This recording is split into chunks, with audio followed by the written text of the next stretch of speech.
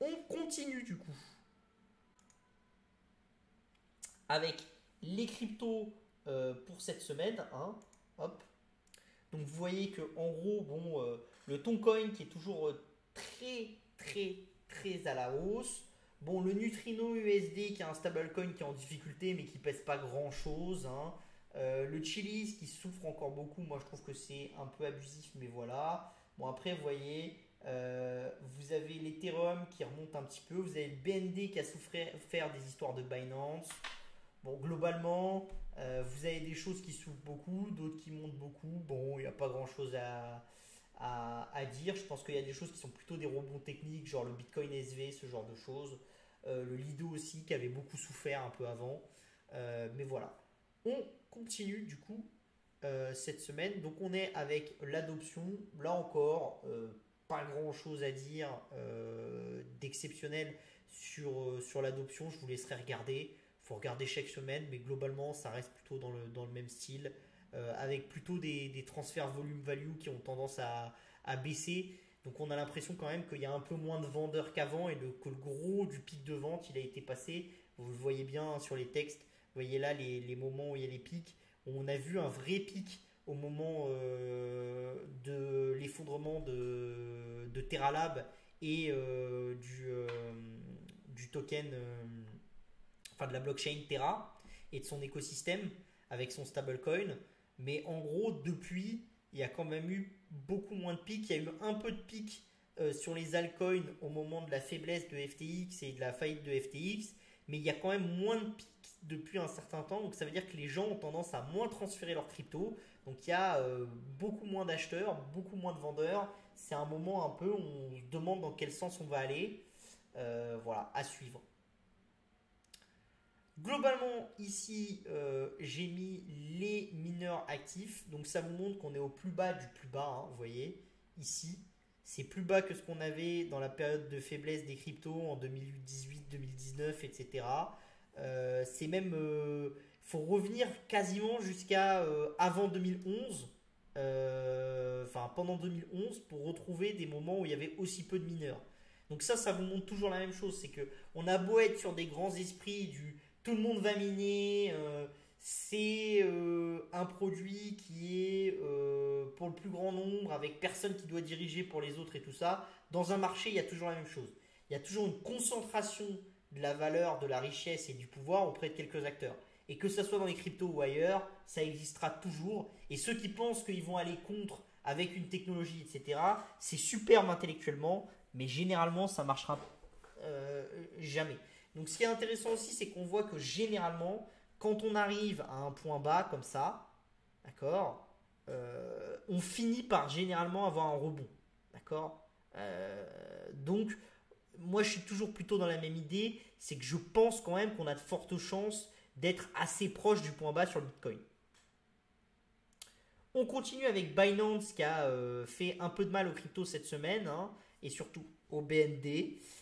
Parce que le procureur américain cherche pas à inculper les dirigeants de Binance pour des possibles violations des lois sur le blanchiment d'argent. Donc il y a certains procureurs du ministère de la Justice qui estiment que les preuves justifient le dépôt d'une plainte contre des cadres, dont le PDG Zhao d'ailleurs. Le fonctionnement du DOJ, les fonctionnaires du DOJ ont discuté d'éventuels accords de plaidoyer avec les avocats de Binance. Donc ça vous montre que déjà, voilà, parce que moi quand j'ai commencé à voir les histoires, j'avais des gens qui me disaient ouais mais tu vas voir, ils vont détruire Binance, etc. Si vous commencez à discuter sur une manière de plaidoyer, c'est qu'au final ça peut se réduire, ça peut se résoudre avec un gros chèque et une mise en place de normes plus strictes, d'accord. Binance fait l'objet d'une enquête pour blanchiment d'argent et violation de sanctions pénales. Binance affirme qu'il n'a aucune connaissance des rouages internes du ministère de la Justice des États-Unis. Bon, ça, voilà, c'est classique, hein, c'est ce que disent toutes les entreprises. Moi, je vois plutôt ça d'un côté positif, parce que je pense que, de toute façon, si le DOJ oblige Binance à être un peu plus régulé, ça limitera grandement le risque sur le marché. Parce que tout le monde dit, oui, mais Binance, c'est pas régulé, donc peut-être que c'est comme FTX, etc. Je pense pas. Parce qu'ils sont nés en 2018. Bon, ils ont vécu Terra, ils ont vécu ça, ils n'ont jamais arrêté les sorties de capitaux. Il a fallu à FTX que 3 milliards sortent de FTX pour que ça commence à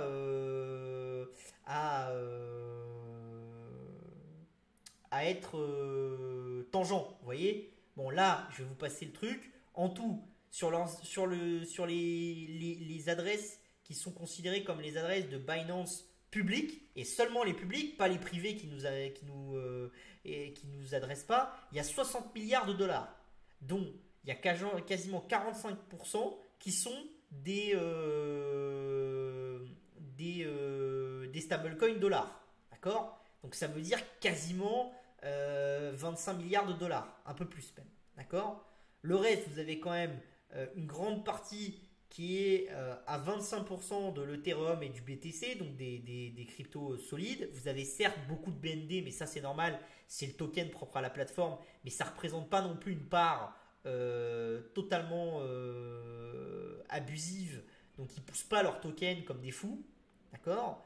Donc c'est quand même quelque chose qui montre qu'il y a quelque chose. Alors bien sûr, là ils nous communiquent les tokens des adresses publiques. On ne sait pas combien ils en ont dans leurs adresses privées et on ne sait pas en échange combien il y a comment ça s'appelle, combien il y a de dettes que doit Binance, même si le PDG dit que Binance n'a pas de dette. Voilà, il y a une question un peu de croyance maintenant avec ce qu'a fait Sam. Et après, par contre, aussi, l'autre truc qui est quand même assez,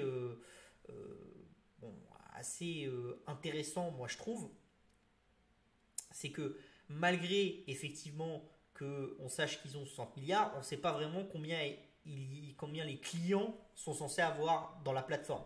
Donc est-ce que c'est vraiment un pour un, etc. On ne sait pas vraiment. Mais ça paraît beaucoup parce qu'à l'heure actuelle, les crypto-monnaies, c'est 800 milliards de capitalisation au total. Bon, si vous enlevez les gens qu'on connaît, c'est-à-dire Coinbase, etc., avec 60 milliards, ça voudrait dire qu'ils ont en gros 8% du marché des cryptos au global. Ce qui paraît être plutôt quelque chose de correct. Je pense pas qu'il y ait 120 milliards d'actifs chez Binance. Vous voyez. Donc je pense que au pire du pire, on est sur un truc où peut-être il manque 10-15% de jetons. Mais on n'est pas du tout sur un truc à la FTX où il y a moins de jetons et où il y a une room de trading qui est au-dessus, qui a fait des pertes colossales, etc. Pas du tout la même chose. Bon, au global quand même, l'outflow, il est conséquent. Vous voyez, on l'a ici. Donc ça c'est pareil. Moi j'ai vu tous les articles, dans des articles de grands journaux, Le Monde, etc. Binance voit un flux sortant de 5 milliards. C'est vrai, mais en même temps, Binance voit un flux rentrant de 2 milliards. Donc le flux réel sortant, si vous faites le plus et le moins, il est de 3 milliards 7. D'accord. C'est quand même important. Hein. Vous voyez que pour Coinbase, ça a été 500 millions, etc. C'est des choses qui sont importantes. D'accord. Globalement, moi, ce que je vois, c'est que plus ça va durer, c'est-à-dire que si ça dure demain, après-demain, et que Binance enlève pas les dépôts, enlève pas les renvois de crypto, etc. Pour moi, ça voudrait dire que Binance, il y a zéro risque. Parce que si, imaginons, ils ont réellement 60 milliards d'actifs sous gestion, ils sont backés un à un, il y a 3 milliards qui sont partis, et au bout de la semaine, il y a 10 milliards qui sont partis et ils les ont payés sans rien faire, pour moi, ça voudra dire qu'il n'y a aucune histoire derrière. Ils payent, voilà. Bien sûr, le risque, c'est que si trop s'en va, la structure ne va plus être rentable, va falloir restructurer, etc. Mais je pense qu'on n'est pas du tout dans ce cas-là sur Binance. Il peut y avoir un côté un peu autoproducteur d'un bank run. Mais attention, encore une fois, moi je demande d'avoir les banques traditionnelles qui verraient en une semaine 10% de leurs actifs sous gestion quitter leur banque. Qu'elle serait capable de faire. Est-ce que quand vous appuierez sur un bouton, on vous renverrait automatiquement vos euros, etc. Je pense que dans la plupart des cas, ça ferait bien longtemps que les circuits seraient coupés et qu'on vous dirait attendez, on est surchargé, il faut attendre une semaine, 2 semaines, 3 semaines. Déjà, quand on veut virer son PEH d'un courtier à l'autre, ça prend des plombes. Donc globalement, je pense que on est agressif sur Binance, je comprends pourquoi, mais je pense qu'on est un peu trop. D'accord? Voilà. On a Coinbase qui a eu son nouveau certificat pour sa plateforme Prime Broker. Hein. Donc ils ont obtenu le certificat SOC 1 et SOC 2 qui garantissent le KYC des clients, la manière de gérer l'argent, etc. Donc c'est une bonne nouvelle pour Coinbase. Surtout que vous savez qu'il y a deux gros acteurs qui sont régulés aux États-Unis. Il y en a un qui s'appelle Coinbase et l'autre qui s'appelle Kraken. Et le fait que ces acteurs-là aient de plus en plus de régulation, de plus en plus de